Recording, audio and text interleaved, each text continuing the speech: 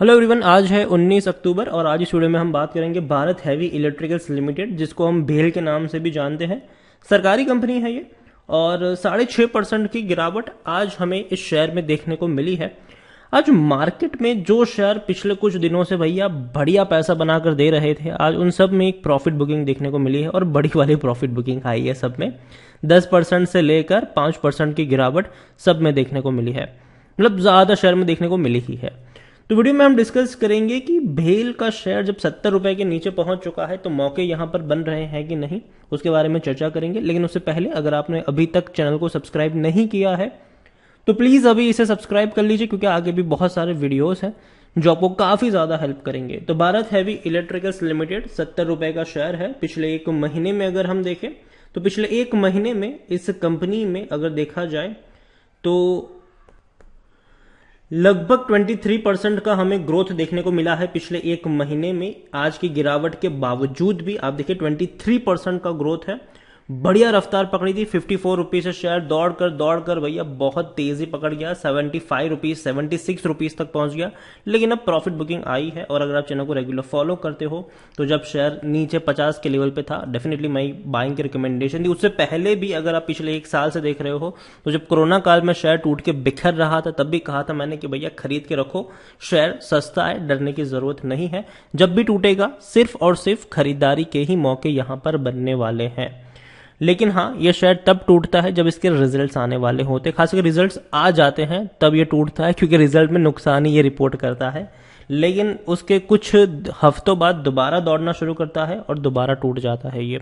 लेकिन हाँ, ग्रोथ ही देखने को मिली है। पिछले एक साल का भी अगर आप यहाँ पर डेटा देखोगे तो पिछले एक साल में 140% का ग्रोथ है और पिछले एक साल से मेरी यहाँ पर बाइंग की रिकमेंडेशन है। लेकिन जब भी शेयर 70 के ऊपर निकला है तब मैंने कहा है कि जिनको भैया शॉर्ट टर्म का टारगेट है वो चाहे तो प्रॉफिट लेके निकल सकते हैं। जब शेयर पहले भी 75 तक पहुंचा था तब भी मैंने कहा था कि भैया निकल जाओ, क्योंकि डेफिनेटली रिजल्ट्स आए थे तब और बहुत बड़ा लॉस हुआ था इस कंपनी को। और 77 से टूटकर शेयर 50 के करीब पहुंचा और वापस दोबारा इसने जान फूकी, 76 तक पहुंचा और जो रेजिस्टेंस था पहले का वही यहां पर भी लागू हुआ और शेयर टूट के बिखर रहा है अभी के वक्त में।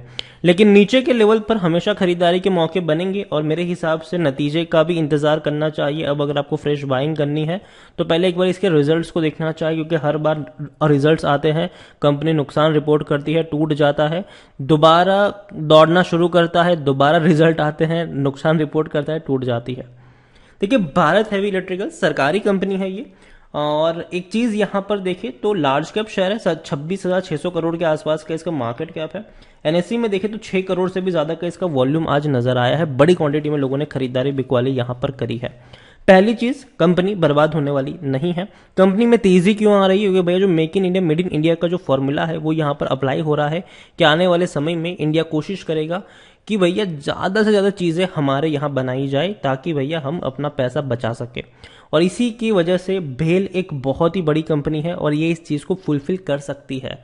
और आने वाले समय में जो सरकार मोनेटाइजेशन का भी प्लान कर रही है सरकारी कंपनियों का, तो कहीं ना कहीं उससे इस कंपनी को भी फायदा मिलने वाला है, क्योंकि भेल की कई सारी प्रॉपर्टीज है जिसको भैया मोनेटाइज किया जा सकता है। दूसरी और सितंबर क्वार्टर के अगर हम देखें शेयर होल्डिंग पैटर्न तो ये भी बहुत कुछ कहती है। 63.17% की होल्डिंग प्रमोटर के पास है। प्रमोटर मतलब सरकार ही है यहाँ पर। 4.31% एफआईएल्स है। हल्की सी बिकवाली एफआईएल्स ने करी है जो पहले 4.67% थी, लेकिन बड़ी क्वांटिटी में खरीदारी करी है म्यूचुअल फंड्स ने और इंश्योरेंस कंपनी ने खरीदारी करी है। 1.21% की म्यूचुअल फंड की होल्डिंग 1.73% पर पहुंच चुकी है और 10.88% की इंश्योरेंस कंपनी की होल्डिंग 11.70% तक पहुंच चुकी है। तो बड़ी क्वांटिटी दोनों फंड हाउसेस ने खरीदी है। एफआईएल्स ने हल्की सी बिकवाली करी है और प्रमोटर जहां थे वहीं हैं। हालांकि डिविडेंड की बात करें तो कंपनी ने आखिरी बार जो डिविडेंड था वो 2019 में पे किया था, उसके बाद कोई डिविडेंड पे नहीं किया है।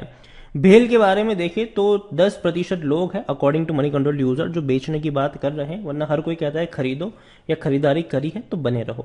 भेल के बारे में अगर देखें तो रेवेन्यू में लगातार गिरावट आई है और इस चीज को भी समझना चाहिए। 30,000 करोड़ का रेवेन्यू धीरे धीरे 17,000 करोड़ तक पहुंच चुका है। प्रॉफिट्स भी देखें तो प्रॉफिट्स में भी पिछले 2 सालों में गिरावट आई है। तो ये एक नेगेटिव पॉइंट है और हर बार जैसे कि मैंने कहा कि जब भी रिजल्ट्स आते हैं इनके शेयर टूट जाता है, क्योंकि जो इसके रिजल्ट आते हैं वो उतने अच्छे नहीं होते हैं।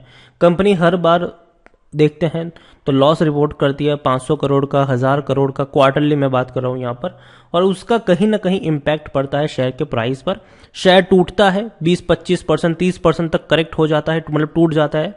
दोबारा ये धीरे धीरे ऊपर उठने की कोशिश करता है, दोबारा उसी लेवल पर पहुंचता है जहां से ये टूटा था, दोबारा नतीजे की बारी आती है, दोबारा टूट जाता है। तो ये चीजें देखने को मिल रही है यहाँ पर। लेकिन उम्मीद करते हैं कि भैया कंपनी दोबारा से एक बार प्रॉफिट तो दिखाए, प्रॉफिट दिखाना शुरू करे। खरीदने का अभी भी सही मौका है क्योंकि शेयर ओवरबॉट जोन में नहीं है, कोई भी रेड फ्लैग नजर नहीं आ रहा है, डिविडेंड तो अट्रैक्टिव पे कर ही नहीं रहा है। और इसने लॉन्ग टर्म की बात करें तो बैंक एफडी जितना भी इसने आपको पैसा कमा कर नहीं दिया है।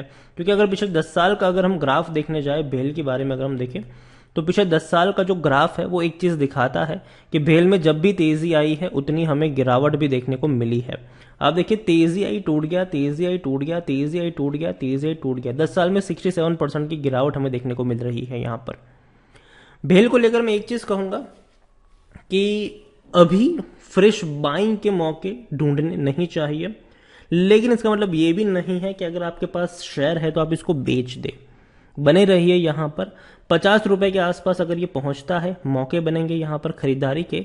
लेकिन मेरे हिसाब से पहले इसके रिजल्ट्स आ जाने दीजिए, Q2 के नतीजे को एक बार देखिए। नतीजे में अगर कंपनी लॉस करेगी तो दोबारा इससे पहले जैसा कि हमने देखा कि 77 से 51 तक शेयर पहुंच गया था क्योंकि रिजल्ट्स खराब आए थे, और दोबारा दौड़ना शुरू कर दिया इसने। अब रिजल्ट्स एक बार देखना जरूरी है, अगर अच्छे नहीं आते हैं, कंपनी लॉस बुक करती है, दोबारा ये टूटेगा। जैसे कि हमने आलोक इंडस्ट्रीज में आज के दिन में देखा कि किस तरीके से गिरावट देखने को मिली। हालांकि आलोक इंडस्ट्रीज के जो रिजल्ट्स थे वो उतने भी खराब नहीं थे, लेकिन यहाँ के तो भैया रिजल्ट्स खराब ही आ रहे हैं पिछले कुछ क्वार्टर्स से। तो पहले एक बार देखिए कि क्या रिजल्ट्स आते हैं। और नीचे के लेवल पर देखो, मैं ये नहीं कहूँ कि कंपनी खराब है, कंपनी का फ्यूचर मुझे अच्छा लग रहा है बेल का। क्योंकि देखिए बहुत सारे डेवलपमेंट सरकार कर रही है कंपनी को बढ़ाने के लिए, और जो असेट्स है जिसका इस्तेमाल कंपनी नहीं कर पा रही है उसको मोनेटाइज करने का भी प्लान हो रहा है यहाँ पर। और बेल काफ़ी ज़्यादा वेरियस सेक्टर में कंपनी काम भी करती है, तो डेफिनेटली हम कह सकते हैं कि हाँ डाइवर्सिफाई कंपनी है ये बेल, और आने वाले समय में सरकार इससे कुछ भी करवा सकती है। तो वो चीज़ को भी यहाँ पर ध्यान में रखिए। 50 रुपए के आसपास खरीदारी के मौके ज़रूर बनेंगे, और अगर नतीजे खराब आते हैं तो शायद 50 रुपए का भी मुंह ये देख सकता है। अगर अच्छे नतीजे आते हैं तो दोबारा ये दौड़ जाएगा 60 रुपए से। लेकिन अभी प्रॉफिट बुकिंग है, थोड़ी बहुत गिरावट आपको देखने को मिल सकती है। और लेकिन इसका मतलब ये नहीं कि कंपनी खराब है, कंपनी डूब जाएगी, जी नहीं। इसी तरह देखिए इससे पहले भी तेजी आई थी, नतीजे खराब थे, टूट गया, वापस तेजी आई, वापस टूट गया, वापस तेजी आई, वापस थोड़ी बहुत गिरावट आएगी, वापस दौड़ जाएगा ये। ठीक है, तो उस चीज़ को यहाँ पर याद रखिए। और भेल को लेकर मैं कहूँगा थोड़ा सा इंतजार करेंगे तो फायदे में रहेंगे। वीडियो को यहीं पे एंड करूंगा। पसंद आया हो तो लाइक करो, शेयर करो। चैनल पर अगर पहली बार आए तो प्लीज़ सब्सक्राइब करें। और भारत हैवी इलेक्ट्रिकल्स लिमिटेड यानी कि भेल के बारे में आप क्या सोचते हैं वो भी आप मुझे कमेंट में लिखकर बता सकते हैं। Thank you.